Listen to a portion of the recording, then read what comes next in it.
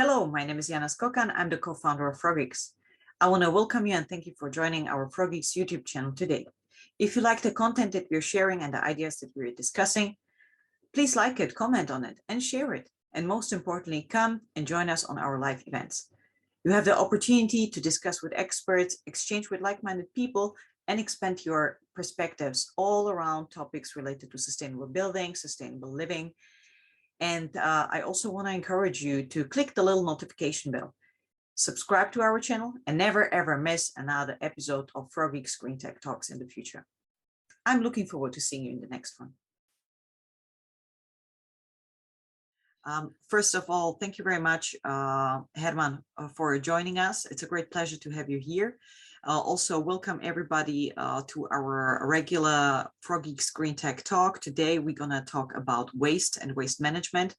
Now, it's a huge topic, not only now, but also especially in the future. And thanks a lot for everybody that is going to join. I see we have some people joining gradually, so thanks a lot for being with us. Just a quick intro on Frogeex. We are a green tech marketplace. What are we doing? We are creating a space for companies and experts and of course also customers coming together, looking at pragmatic solutions in different areas, different segments, all around sustainable living and sustainable building. So of course, anybody of you that is also in the business in this segment, you're more than encouraged to either visit our webpage, www.frogeex.com, and you will certainly see it also in the link to this video, etc. And review, join, whatever you consider relevant. If you have any questions, you are always welcome to reach out to me. And I would just continue and slightly bridge to Herman and the topic today, which is waste. So first of all, just to give a quick introduction about Herman and what his company 123 Energy is doing, and also your other projects, just a sneak peek into WasteGone and your approach. So Herman is an engineer by profession, by education, but a visionary and a developer.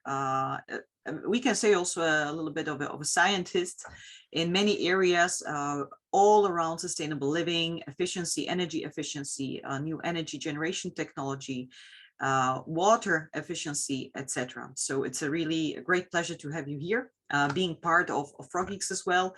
And let's work out on building out more collaboration perspective, not only with you, but apparently also with other segments, with other companies. So Herman, with this, I would hand over to you in terms of WasteGone. Just maybe a quick introduction on the topic. Waste is apparently a big pain all around the world. We have different conditions. We see different stages of waste management or even waste prevention worldwide. If we talk about Europe, it's slightly maybe more advanced, more structured in terms of waste management and the procedures connected to that compared to other approaches in Europe, in Asia, or in Africa. So I'm also really glad that we have 2-3 other people joining us on the call from other countries, which can share their experience, their perspective, and also maybe the pain points from their country. What I would just put up in the first place is, you know the figures yourself. Eventually, we talk about roughly 3 gigatons of waste being produced on an annual base. This old data, basically, which we talk about, or which I use here, which is kind of, standard thing. It's a benchmark for 8 billion people. Now we know the population has grown, consumption has grown. We are just increasing the tendency of using resources, and that's why a wise use of resources that we have, which is also waste, can be considered as a resource as well. Is very important for the future. We have different ways how we can manage waste or treat waste. We know a lot about recycling. We're going to have a separate discussion on recycling and the potential over there, different procedures, whether upcycle, downcycle, whatever you refurbish equipment. We have as well incineration, which we can utilize, which is drawn to many pros and cons, and we will not go too much into the details because we have a nice connection then to WasteGone and what are the differences versus standard incineration processes, what you basically can eliminate what kind of negative effects you can eliminate if you go with the new technology, or you can apply or if you would apply the new technology. And then we can do landfills. Apparently, all of them has implications, whether we talk about land use, toxic chemicals being absorbed by the environment, smell, all connected somehow to the one thing, which is sustainability. How sustainable is it to do it in a long run, to do it for 20 years, or yeah, if we just talk in a far horizon, of course, we see already some implications right now. So, and I think that's a starting point for Herman to jump in. And of course, I invite all of you which are in the discussion, and also for those potentially that are joining, I also encourage you, if you like, to switch on your camera just to, have a kind of active engagement in the talk. Don't be shy, ask your questions. This is a good opportunity to also challenge what we have. So be open. Ask open questions about transparent questions about what the solutions bring, what kind of ideas do you have, what kind of concepts do you have, how we can eventually also collaborate. So that's another point.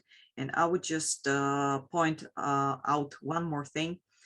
Apparently, waste management is very important, and we cannot eliminate the whole thing. But there are examples of zero waste, full circularity. I mean, Herman is really on the top of this, with many efficiencies being achieved across all the chain of byproducts that you produce that can be reused with WasteGone and the whole process. So I also would put this one on the list in terms of how we can treat waste. Prevent waste is a very important thing. Have the right structures, have the right management system before it happens. That is also something that certainly belongs to the discussion, especially the further we go. But we have many problems that we need to solve now, which Herman is already working on with his project. So Herman, please tell us more about WasteGone. What is your approach? And I encourage you, Bahu, Philip, Miroslav, from many different countries, please ask whatever is interesting for you in this concept. Yep. Thank you, and welcome all to the web. My name is Herman Harkink from the Netherlands. I'm working already 17 years in the energy sector and 7 years in the innovation. I was connected through Harry to start a windmill project, but because he died a few years ago, it was stopped, because he was the founder of the idea. And I have spoken with her, with his wife, and I said, okay, when I have the time, I will progress the windmill. And then, but in the meantime, I said I want to do something else.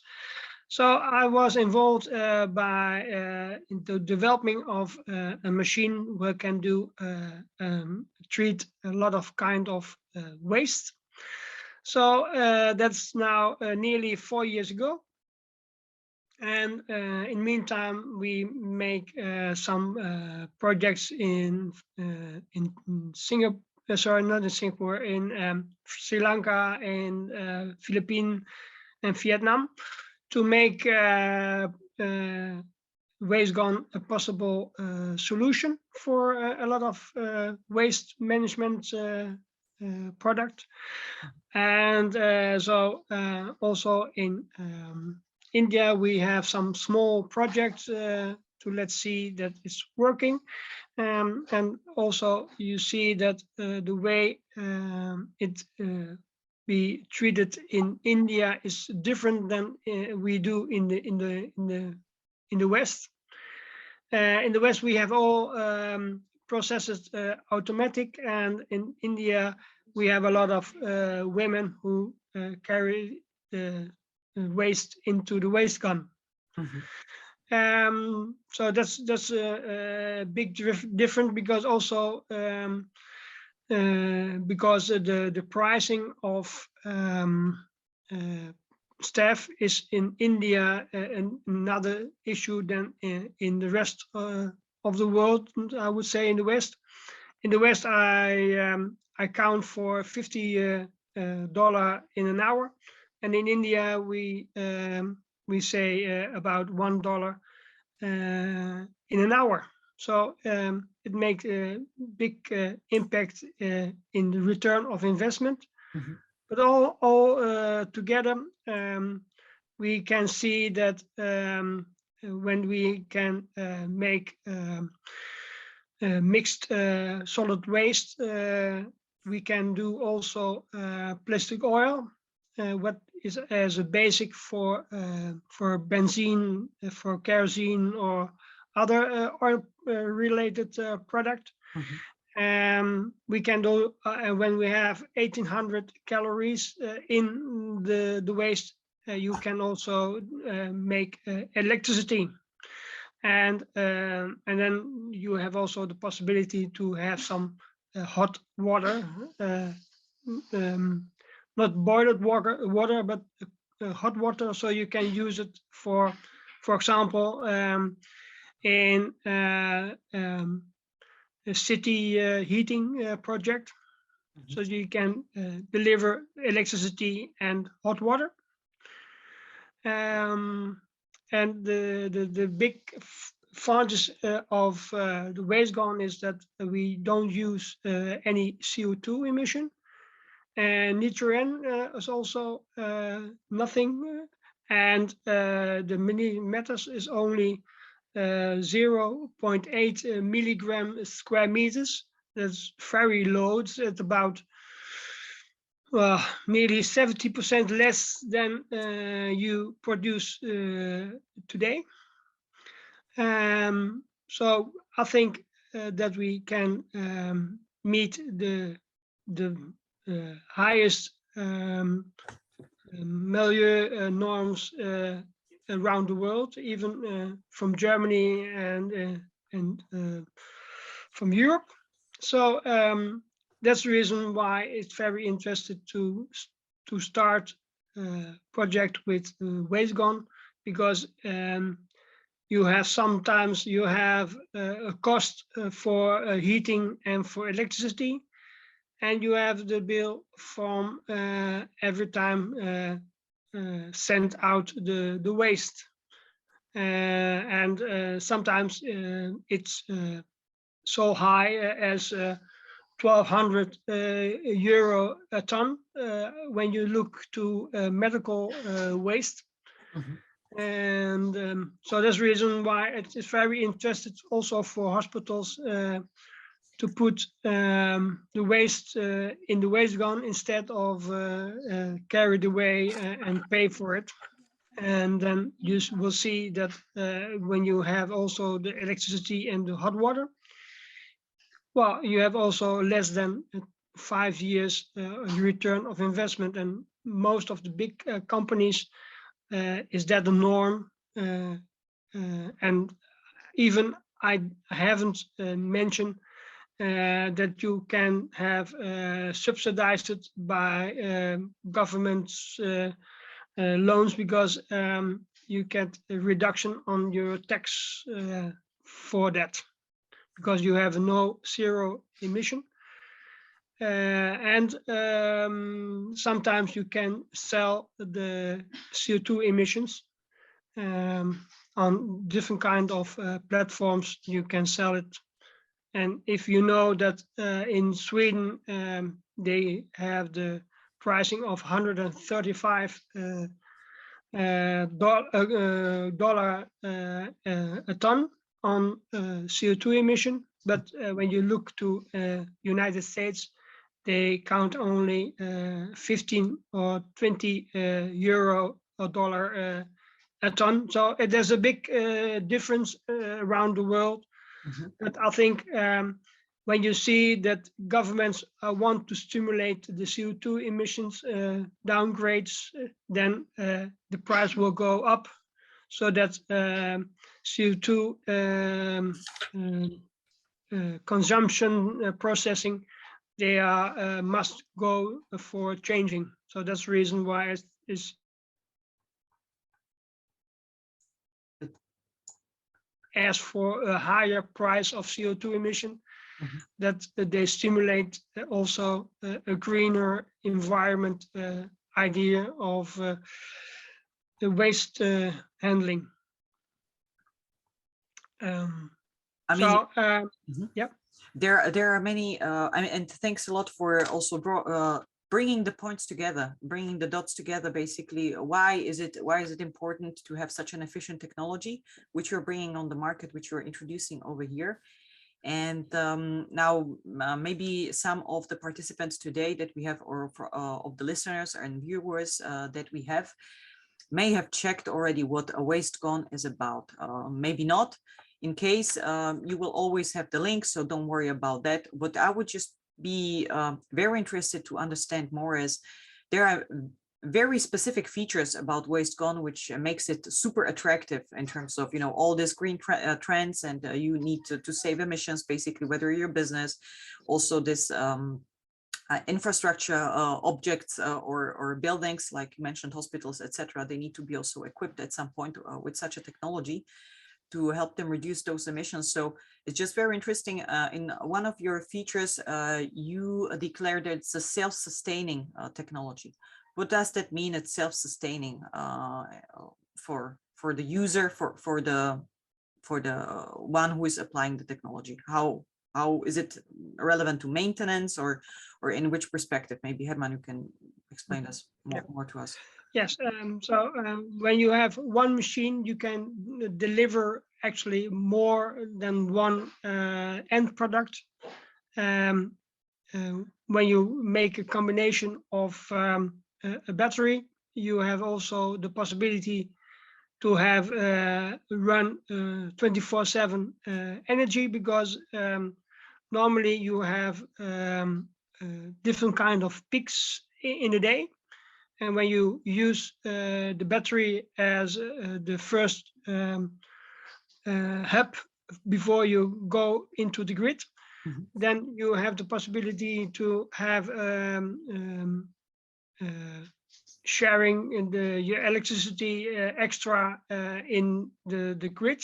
For example, when you have the lunchtime, your dinner time, and your breakfast, there's always a peak to have more food preparation, and also you see also that sometimes the screens will be not be set out at work, but when they are in the other rooms, they put a new screen on to look to the news, for example. So you have extra peaks in the break time hours. So you have only one product you put in, and that's the waste, and you have then when you have the combination with the battery, you can also deliver to the grid, and you can stabilize the grid as well, because it's handy to have a steady hertz frequency, because when you have that, then you have a lot of problems, because when you have a clock system in your operation in your process, then it will go faster or it will go slower than you have programmed, and then you have on the end result of your product, you have some problems. So you have too much or too low on input in your product, and that's not what you want. So that's the reason why it's very good to think about the process in your own factory, but also to look in what kind of neighborhood you are living, because when you are in the industrial area, there will be sometimes a lot of more energy needed in the last 15 minutes. And in the Netherlands, we have the extra income stream, because that is the most expensive electricity what you want, because what I already said, you want to continue on flow of electricity. So when there is a need of more electricity, you get the highest price, and sometimes in the Netherlands you get already €2 for 1 kilowatt hour. So that's very interesting to do also in combination with the battery. Wonderful. I mean, that some points. I mean, Herman, would you like to finish up, or sorry that I don't jump in? Yeah, no, okay. And what we talk about the maintenance, because we have nearly no turning points in the machine. So that's the reason why we don't have so much maintenance. So when you have one time in a year 1 hour maintenance, it could be enough for the rest of the year. And of course, it's depending from what kind of product you put in. For example, when you use potted coal, sometimes you have more dust. So on the turning points, you have some problems with the layers. But okay, but that's also when you do it in another way, then you have the same kind of problems. So that's the reason why it's also interested, because it's low maintenance. And when you look to the size, when you process 100 ton a day in the ground from 25 by 12 by 7 meters high, you can also process 100 ton a day, and that's very small actually, because in other processing you see that they have twice bigger area needed to do the same. So that's also interested to look at the land usage, basically, that you need the space that you need to have the process running.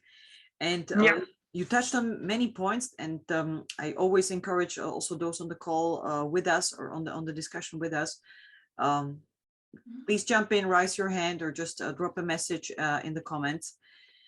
So what we can generate with Ewaste, with WasteGone, is basically a different type of products. We can produce electricity. Then we can maybe go into more details and what is the difference between WasteGone and other techniques of converting waste to energy. What are the main differences? You have also plastic oil. You mentioned the usability of this, which already brings a reduction in terms of emissions, some circularity of the material. However, we know that it's not 100% circular. That's not what we're going to declare over here, and it also brings some emissions when, again, being utilized as a fuel. So it's also being very transparent with the information that we have. However, it brings already a reduction, an emission reduction, that is important, and it's a technology, as what we see also in terms of your projects in general, that is being developed all the time. So it's always being improved. That is very important. However, I was wondering, you may have also some ashes, ashes that just are being produced as a kind of side product. Do you have any kind of, because you are also sharing a very positive element, which is no emission in terms of air pollution, so very much filtered outcomes, and I'm just wondering what's the technology over there, what's the method, as far as you can share, of course. And so that's the one element, no emissions. And I'm gonna maybe come to that other point as well, which is super interesting about the tech itself. Yeah, so then it's handy to start by putting waste into the WasteGone. Then we have the chamber, and in the chamber we have different kinds of magnets. and they are so positioned that they bring some heat, and to put some air in it, you get a higher temperature. We have a different kind of valves to open, and that's the reason why we can get the temperature what we want. So we can make the temperature from 200 degrees to 1200 degrees. And that's very interesting because when you put not all the valves open, you go under the 1000 degrees. And then when you have, for example, e-waste, then you get the gold and silver you get out of the main boards, and the main board will be dissipate, and the metal from the deoner and the porcelain will be put out, and but the main boards are dissipated, and so we left with some strings of copper, no, not copper, but silver and gold, because copper goes in a lower temperature. So maybe when you want that as well, you can process it in 2 times, because you want to have collect first the copper and later on the silver and gold. So basically, that's also an advantage that you are at the lower, you operate at the lower temperature and can basically go stage-wise to extract maximum of the materials, or to just kind of split them out of the first product, of the input that you. Yes. Now, correct. I'm not quite sure what about the audience in terms of e-waste. I mean, there are many different ways how you can process it. Yep. Of course, there is also a level or element of the discussion, which is concerning how much is it being utilized, how much you can still eventually refurbish it, or recycle it, in that matter, resell it potentially. I mean, there are also, you know, solutions in this matter. However, when there is a certain destruction factor met on the gadget, you have the end of life basically reached. It's not possible to rebuild it or exchange if it's in that stage. So that in that sense, I see a very much of sense. Looking back at the materials, at the raw materials, which you can just extract back from or via this procedure. Now, you mentioned, I mean, we had also as a byproduct, I was specifically asking about, I mean, and it's great that you mentioned also how WasteGone operates, because there was one of my following questions in terms of, you know, we don't operate, or you don't operate with flame in this. That's right. But you have this kind of combination with the magnetic decomposition of materials, Yep. Yep. which is super interesting also in the perspective that when, at least as far as I understood from your technology, you look at or you don't look at segregated materials as an input. No, we can put everything in once, and then you get the metals and glass and porcelain out of the process.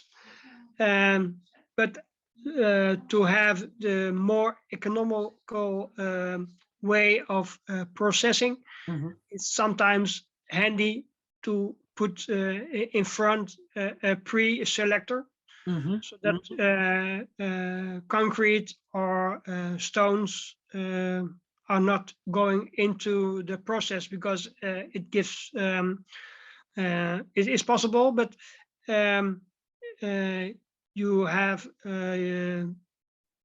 put some weight in it, and you have some space needed to through the process, and in that time you have a lower production of electricity or lower output, and that's not what you want actually.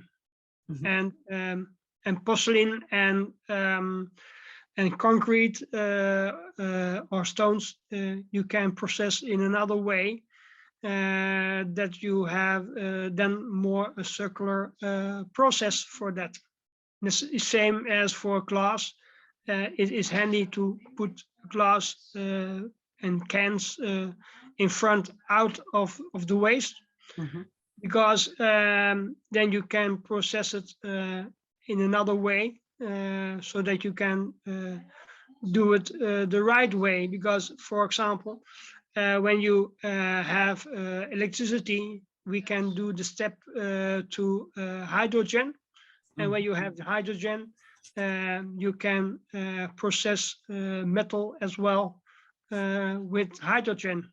And the problem is with hydrogen is that you have a new kind of high temperature. So also the burners of the hydrogen must be different, because you can't use the same kind of burners with coal as or gas and hydrogen. So it must be specified burners for when you use hydrogen. And that's the reason why also a lot of metal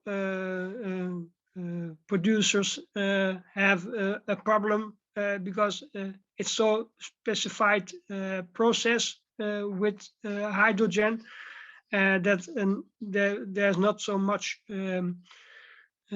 people who are knowing about that kind of process, but it's very important to do that on the right way. So we have contact in the market with people who can make that process right. So that's the reason also that I wrote down an article about processing waste in different kinds of waste, and that we can also help Tata Steel, for example, to process the metal on the new way of CO2 emission free, and also less pollution as well. Because I was still in the process that we in the chambers had the temperature, and after that the combination of the battery, the magnets and the air, you get an oxidant. An oxidant, they process the furane and the oxidants, so that you don't have that kind of gases in your process, or even so low that you don't have the problem with that kind of gases. And the last step then in the process is then that we wash the air 3 times. So if there is some left, you get wash it out in that kind of process. So the clean air is even cleaner than you want to have, for example, in the summer in New Delhi.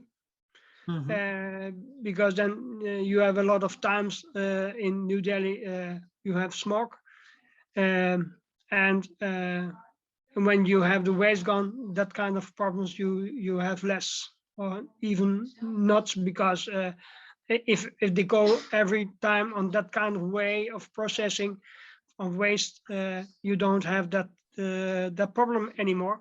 But okay, not everyone would buy a WasteGone, so but even then the pollution is strongly reduced to a lower point. I mean, many interesting points that you mentioned that got my attention, and it was, I mean, also great to understand how do you process this smoke that is being emitted, so that you get the emissions out basically, or the CO2 out, carbon out of that.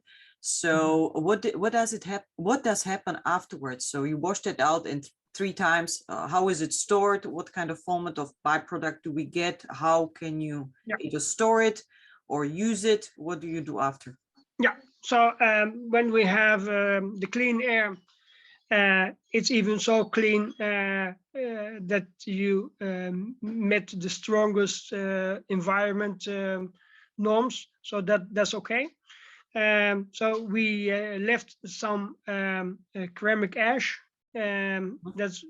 That's clean because what I said already, by the oxidant we eat the furan and the dioxin out of the system, and also we have some sludge, and that we can use by making the street. And then of course we have some depending from what you put in, but when you have a mixed solid waste, then you have some metal, some glass, some porcelain, and that's all. And the ceramic ash you can use for concrete as well, to have a stronger concrete.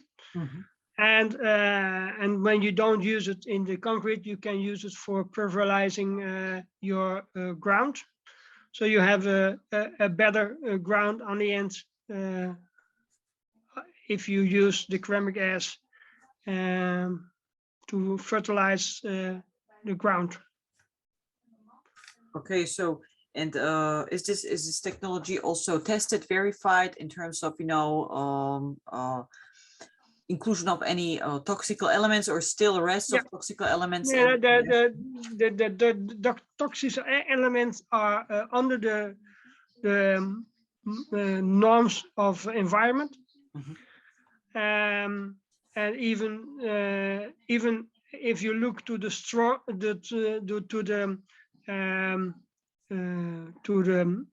high level of norms in Europe, even that we can meet easily, because we are less pollution than the standard machines what we have already now in function.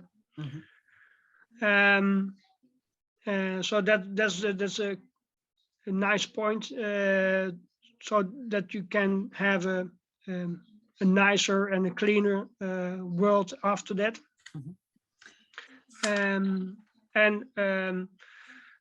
Yes, you must always think what you put in your WasteGone, because we can process, for example,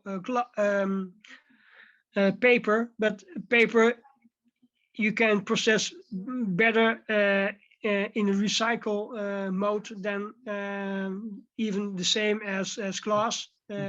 It's a pity that you let it disappear from the world, because on the end you need the paper, and you see in the common world that more and more they go shopping online. So the need of carton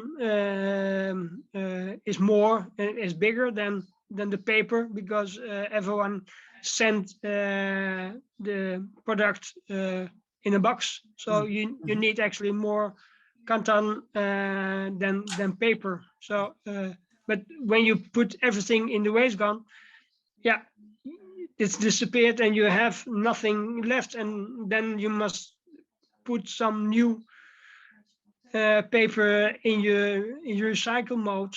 And yes, we can look to newer products, for example, elephant grass. But why why using paper if you doesn't need to do that. Exactly. So I really like the point, and I appreciate it that you're putting this up here, because it's just a matter of seeing what the technology can do and for what is it most suitable for. So that is also a different perspective, and I'm really glad that you start with this. I mean, we have Miroslav on the call. Miroslav is from a company called Senseneo. My apologies. Also internationally set up. So Miroslav, would you like to just jump in and share maybe your perspective on waste management and the procedures in terms of what Senseneo is doing, and eventually if you see any intersections over there, maybe just to share your perspective. Hello, good afternoon. Hello. Yeah, thank you for the time and for basically presentation what you are now. I wasn't following it honestly in a continuous way. I was just listening by one ear, and yeah, from our perspective, we are basically solving the issues for the waste collectors, for the cities, municipalities, from the point that we are providing the hardware components such as sensors, ultrasound sensors, and ultra high frequency RFID readers. And then we are gathering all the data under one platform, which we are calling so-called waste management system. So for these purposes, which I get by one word, it's basically a complex solution which we are offering, but also for the electronic waste especially, we have a dedicated platform which it's called like a take-back system. And this might be kind of a cross-section where we can find a common understanding and common use case where we can be helpful, I guess. So in case of the further questions or some kind of a further information, I can provide it to you separately in a different forum. Super. I mean, what is also a little bit the goal of such calls, and we had seen it very nicely in the previous ones, especially on, I think the last one was on water, it's important still to meet in the area which is common for you. So basically both companies work in waste management, in waste treatment. However, you can also eventually collaborate, enlarge the cooperation, see what is the possibility to achieve maximum efficiency in the process. So hello, Miroslav. Thanks a lot for joining us also. Sorry, I wasn't no problem. I wasn't getting the video. Sorry for that. No problem. We appreciate you being here with us. And important is also to enlarge the scope, enlarge the group, and also inviting other people in and sharing this type of approaches with other people, because just to achieve maximum efficiency. We discussed also a little bit why we do this. Why we do this. So with Miroslav, as far as we exchange, we share a kind of common understanding about waste management, waste treatment, how important is it for the future. More and more, basically, we see the need. That's why we have Herman over here presenting his technology and, you know, this data, optimizing the data, optimizing the flows, having basically take-back stations, and having optimal technology to maximally and most efficiently get rid of the waste which we cannot manage potentially, and recycle that one that we have. That is the kind of collaboration that we need to have. And I was just wondering, Herman, because you mentioned India, you mentioned all these emerging markets, which we know have huge problems with waste. I mean, eventually, and please correct me, I mean, you are the experts in the area, both of you. Italy was something that, you know, we always tend to heard a little bit about, you know, having problems with waste management and people going on strike, or company going on strike, and all this, you know, rubbish being there, taking large areas of space up, basically. Now, my question is potentially WasteGone also a possibility, an opportunity to free up space taken up by landfills? And do you see any kind of future developments where what we see is as well not to eliminate the old business models, but maybe also to revamp them, help them to, you know, convert to a new type of activity that they can bring benefits also to the larger community? Yes, I think so, because I'm now involved in a process in the Netherlands to eat the landfill and then instead of that, to give electricity and hot water to 100 new to build houses, so that you eat the landfill. You have you clean up your mess from a landfill from. Well, it started then there about the years 60 and 70 and 80. They closed the landfill and they put a layer of sand on it. And now they have two possibilities to put new plastic foil over the landfill and then the sand as well. But the neighborhood said we would like have disappeared the landfill. So that's the reason why I said, okay, we can eat the landfill. We can produce a lot of products for the neighborhood as well. And we can make a greener small world, because I also busy with nano cottage, and there we are doing high insulated houses. So you need only a few watts per square meters. In the Netherlands, we have a standard that a new house must be 40 watt square meters. But when we have a higher isolation norms, we can go back to 10. So reduction of 75% of your potential energy.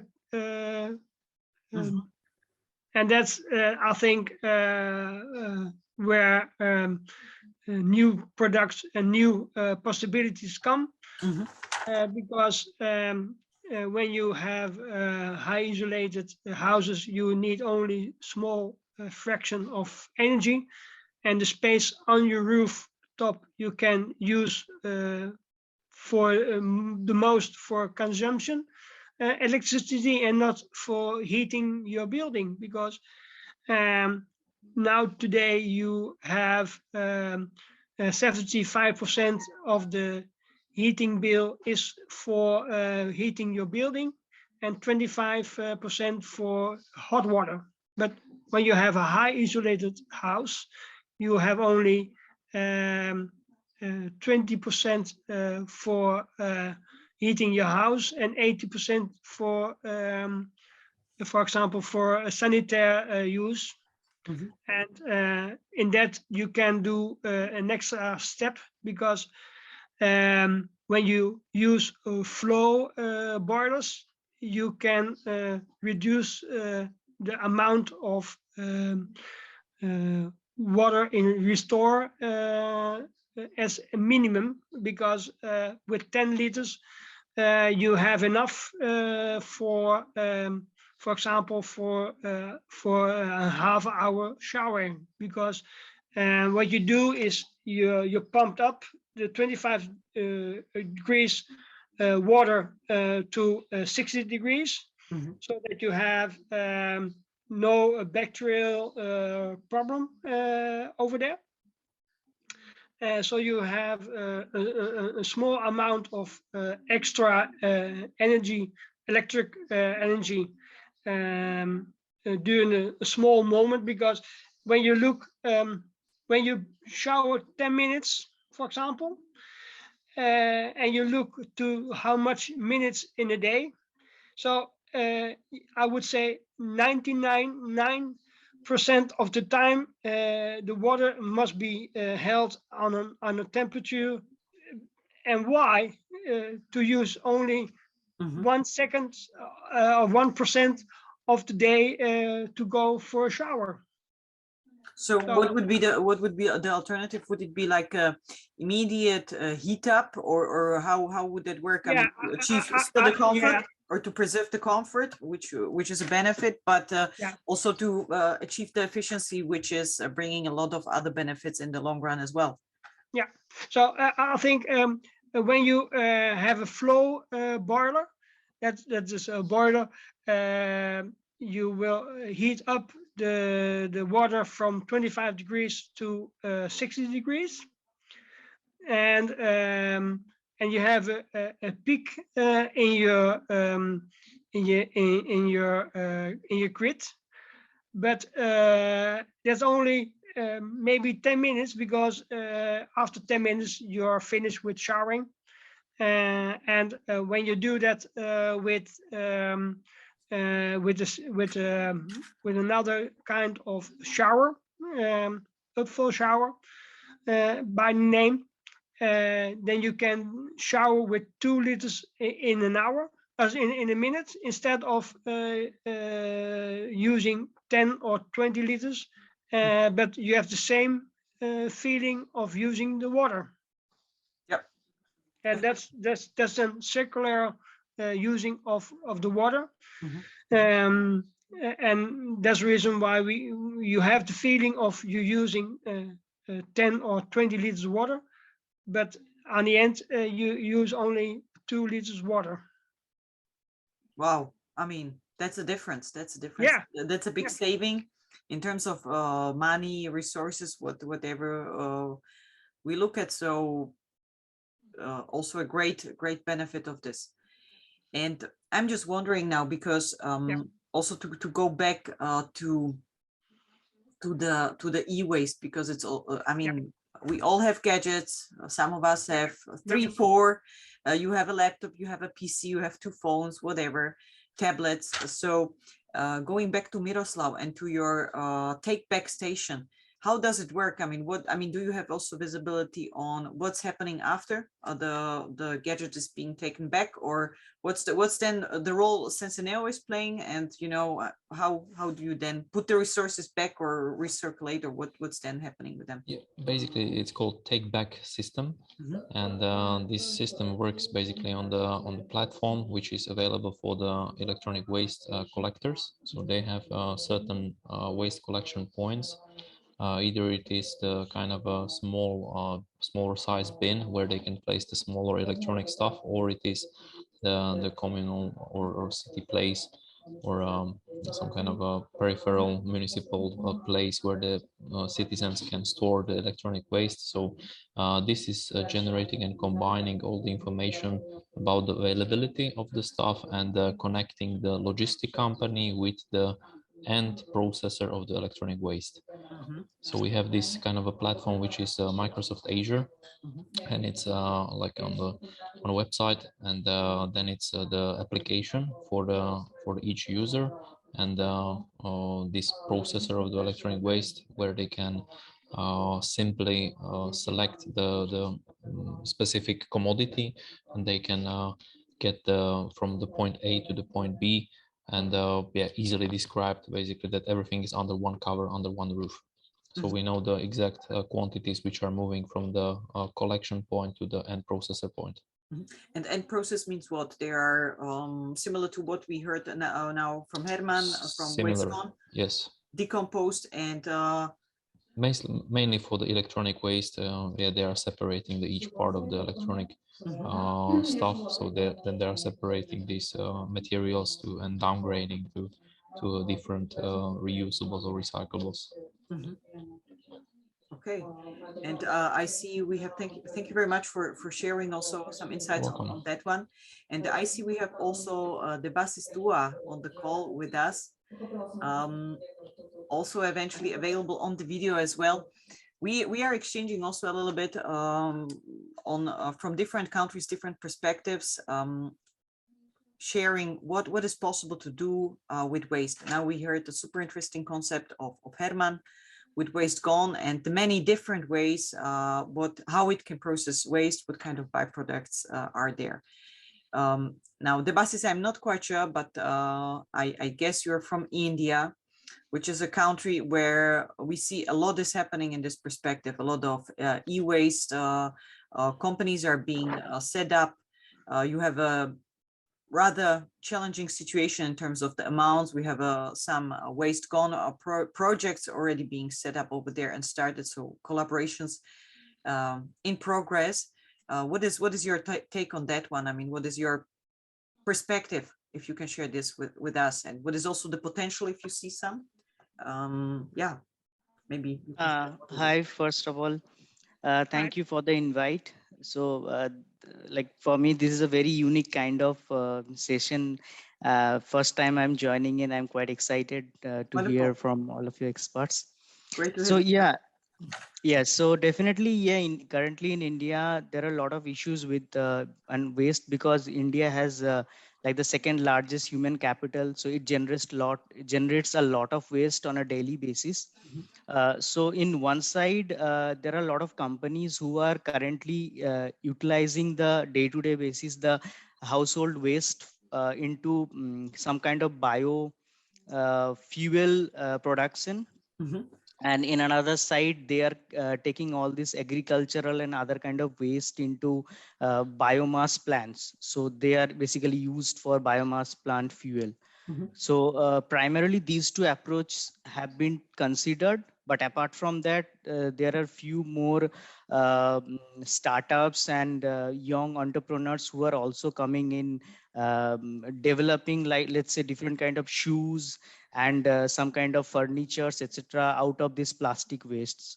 So this is a kind of they're very in RD stage. So mostly they are, let's say, raising funds for setting up such kind of platform, and they are kind of distributing and trying to make them popular. But as of now, the previous two things are more popular. So one is preparing some kind of biofuel, which is, let's say, adding with petrol or diesel, maybe by replacing 10% or 5% of the petrol and diesel, and which is basically replaced by the biofuel. And the second kind is the fuel for the biomass plants. Okay, so it would be 90% would be the output of the process of the waste management process, and 10% would be blended in from diesel or gas. Yes. Yeah. No, the other way around. So Okay. it's like 90% or existing petrol and diesel, and 10% is the biofuel. Okay, so that is also an interesting concept, and that's also a good thing to exchange ideas that are on the table, just to find the maximum efficiency which is working. Now, I was just wondering, because we did not mention some key numbers, and maybe that's also something that we can kind of put in the discussion, which is when we talk about, for example, this plastic oil, which can be also used, as you mentioned, Herman, in the beginning, kerosene or other fuels as well, coming out of plastic. What is the emission reduction that we are looking at? Because when we talk at the combination which you just mentioned, the buses, and it's a, eventually an early stage technology or in the development, which is great. We always will do it. We'll always continue. We saw some part of reduction. Herman, can you maybe share with us what do you do in terms of WasteGone, in terms of the numbers, how much emission reduction you look at over there when you look at fuels, especially? Yeah, when you look to the fuel, what I said already, the oil, plastic oil is actually a basic product for that, and you can then have the reduction of CO2 emissions, because normally you have you extract it from the earth, and you have less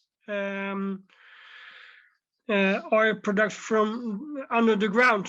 So that's the reason why it's handier to use that kind of resources. When you see in Ghana, in India, there are so big landfills with a lot of plastic oil, because most times you see that the landfills are full of plastics. So 60-70% of the landfills also in India they are full with plastics. So in potential, you have a lot of input possibility in India. And sometimes you see also in Indonesia, because a lot of foreign countries dumped the plastics in India, and then they sorted out with kind of gradation the plastic are. But but when you see the kind of pollution in that kind of areas from, for example, in Indonesia, that's enormous, because there will be a washout of microplastics in the nature. So it will have a big impact over, I will say, 5-10 years. So that's the reason why we must do the steps in this year, because then we have less pollution of the ground over there. Definitely. I mean, I'm a gentleman. I'm just looking at the time. We are slightly over. So, I mean, I'm not quite sure. Debasis, do you have any questions, or Miroslav, would you have any questions to Herman, or just in general to, interesting points or observations on the topic? So far, good for me. If I will have anything else, or if you have anything else on my person, just please don't hesitate. We are on LinkedIn as well, or you can share the contacts afterwards. So thank you from my side. Thank you very much. Debasis? Yeah, I mean, I think that this waste management has just started, and it has a long way to go. And definitely we can reduce the waste if we directly don't go into first-hand manufacturing. Instead of that, we start taking the concept of renting different kind of products, garments, and other kind of packaging. So in that way we can reduce a lot of waste. But apart from that, yes, definitely plastics can be used in developing a lot of things, manufacturing a lot of even garments and other kind of stuff, like some for furnitures and different kind of packagings. So in that way, definitely it can be reduced drastically, unless we have something very much innovative down the line, maybe in 5-10 years. Debasis, maybe just to add to your point, and now I just had an idea, which is basically that's a very important thing that you make, because plastics, and you come across many different opinions about plastics. Some people think it's good because it saved us a lot of things. The problem is single-use plastics and the right recycling system or reuse or treatment or management of what happens when it's used. That's the problem. And I completely support your point that you can find many innovative ways how to either reuse the material, whether it's plastic oil, and Herman, please correct me that, but I think this plastic oil can be also used as a base material for new production of materials.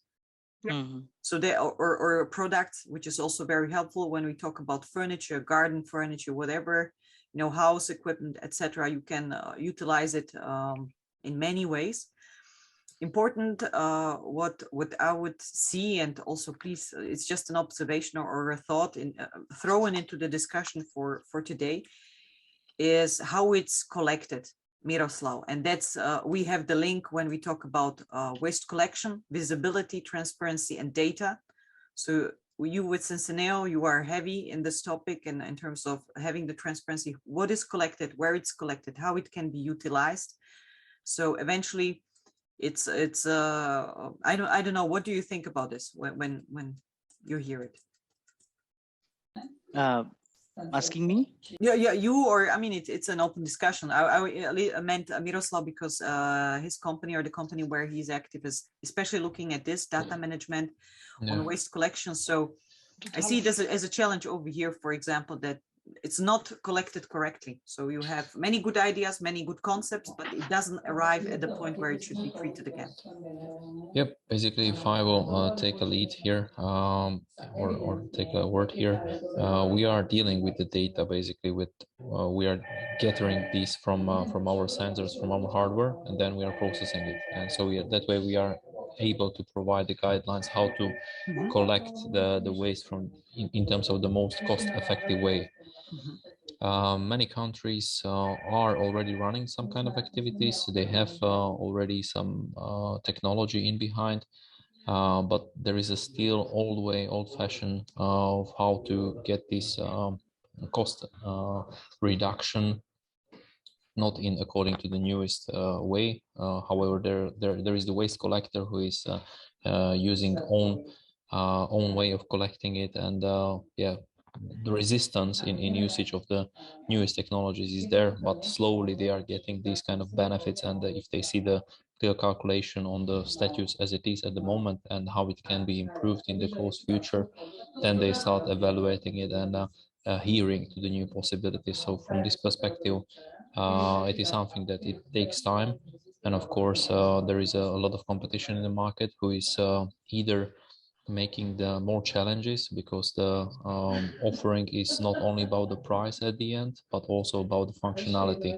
So that way we are stepping into the situation that many times there has been some technology in use, but not working properly. So that way there is no trust in such a technology. But we are trying, to make a new approach and to use our technology, which is running quite well in the many countries. So I have to say that we are presented in more than 60 countries nowadays, and even enlarging this total count. So it will be still hard way to make these things happening, and we have quite a lot of challenges ahead of us.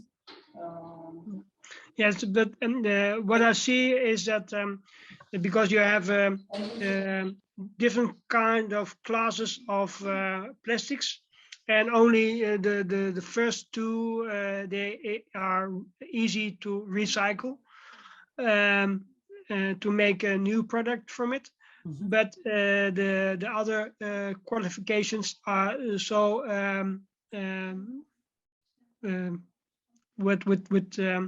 with other products you don't want in plastics. That's the reason why it's so so difficult to make it different, because what kind of plastic you have, and that's the reason why I think you must process it in one product, and then you have less production costs, and then you can look to if you can do in processing the plastic oil in what kind of way you can provide more circular plastics. Maybe is that a new kind of plastics, but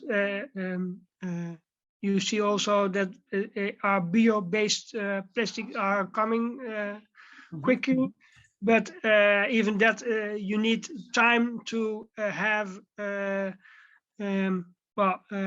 eat the plastics out of the, because from the 50 years on up till now we have processed a lot of plastics only for one use, and so there's a lot of plastics in landfills, so we can use that as well for plastic oil. And so you don't want anymore to drill in the ground. You can find it on the ground, actually.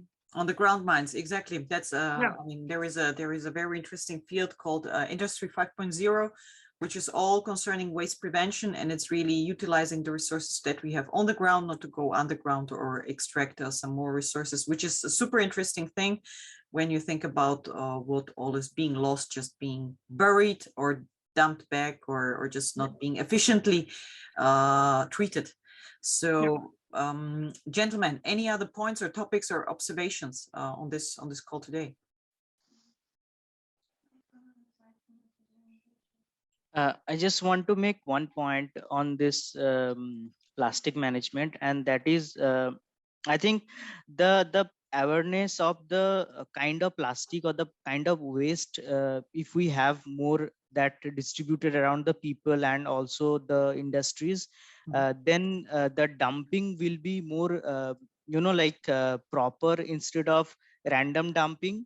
So let's say there are a lot of different kind of industries who like for packaging we use one kind of plastic, for different kind of household uses we use thicker plastic like PVC and other kind of plastics. So if the manufacturer who actually sell these products, if they are more aware of the kind of dumping should happen at the end of the use or the life cycle of the product, then the consumer, whoever using that plastic, will be much aware about the dumping process. So in that way we can maybe streamline the whole process instead of using more technology and money in isolating and grouping them after dumping. So that will be a more informed dumping from the consumer side instead of separating the whole waste at a later stage. So and that's the reason why it's handy to have the WasteGone.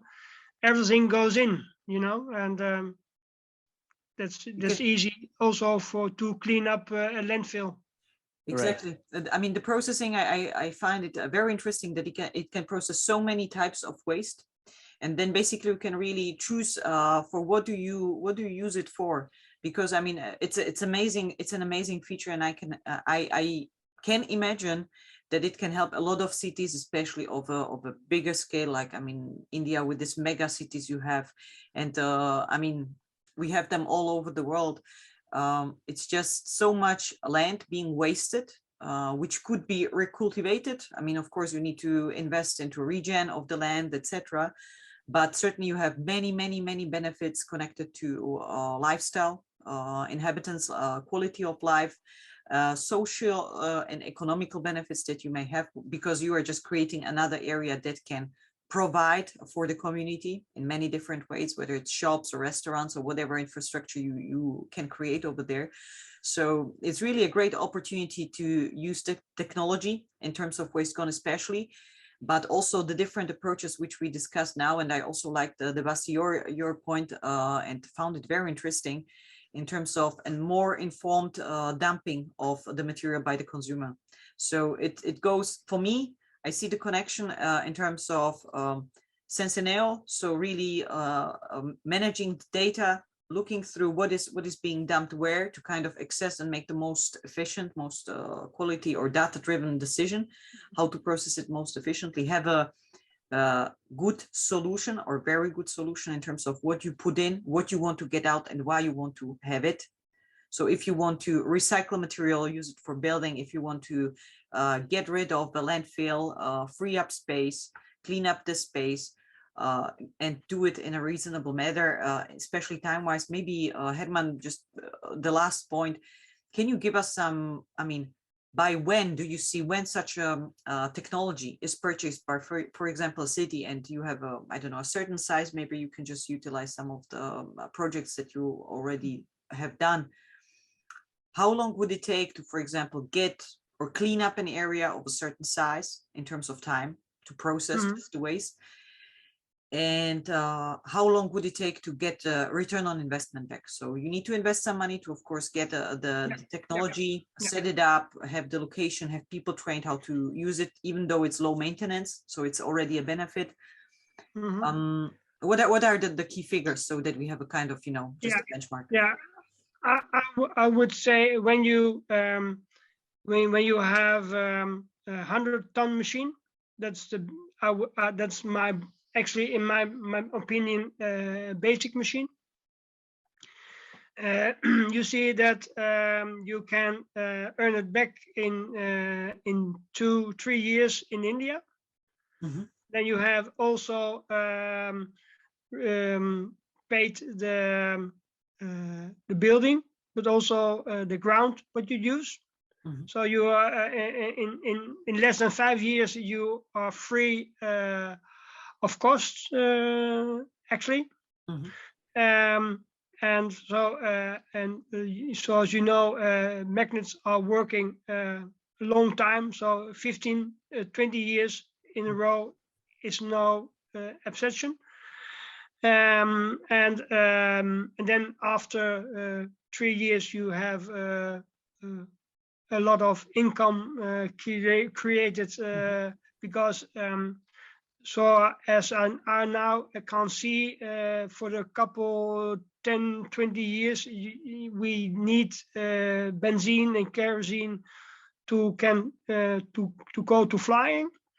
I'm also seeing sometimes small airplanes who are going to electric. Mhm. But the problem is the range is not so interesting because most of the time they fly 500 kilometers and then they must go charging. So there is a new possibility for new kind of energy source instead of sun.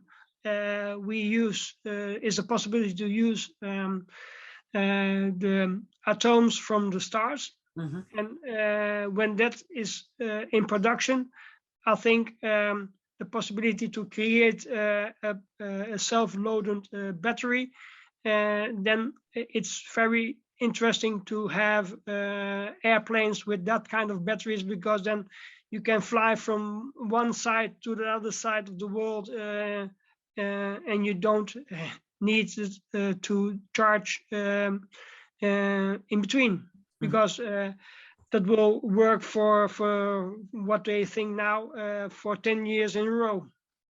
Definitely. So, and I would suggest that because we are over time. So amazing points that you mentioned. Thank you very much, Herman, for sharing with us the technology. What is it about, and also your views. Thank you, Miroslav, for joining us in the call today. I encourage you to also get connected via LinkedIn, see if there is any potential to collaborate. Both of you are internationally present, so eventually there is always space, to get on common ground. We already shared the topic. Debasi, also thanks a lot for joining us today. Thank you. And I would just make also same to you. You're based in India, so if you like to connect or see if there is any potential to collaborate either with Miroslav or with Herman, that would be much appreciated. We are always looking for also investors and partners. So if you have a network of interested people to develop this concept or implement them further, or just let this idea grow and get a new format, always welcome to exchange. And I'm just going to make a quick ending also for the viewers and the listeners. So that's also the mission of Frogeex, to share what is on the market, educate our audience, whether it's the end customer or it's companies that can benefit from such a solution, just to be aware what they can utilize and what are the possible ways to utilize it in the most efficient way, because we know that we are in a very difficult times in terms of climate change, and that we just, kind of gonna see the progressive impacts of it. And it's just a reasonable approach to start looking at the areas where we can have an impact. And that's why it's also very good to have calls where people from other countries of the world just join, exchange on the perspective, exchange on the approaches that they have, so we can leverage really the international knowledge, the community, and the potential to just implement new ideas that work maybe better. So in this matter, I would thank you very much for joining the call today.